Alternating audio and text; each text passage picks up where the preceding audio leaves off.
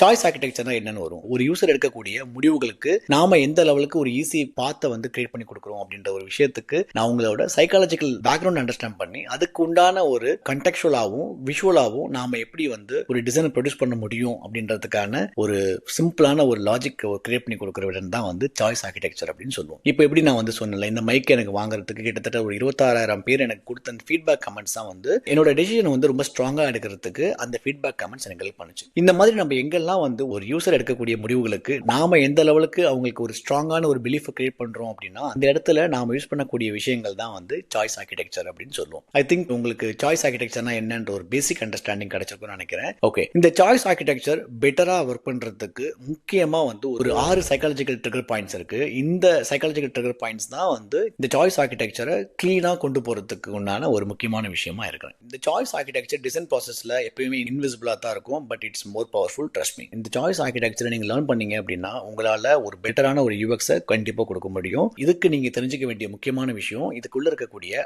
6 psychological trigger points.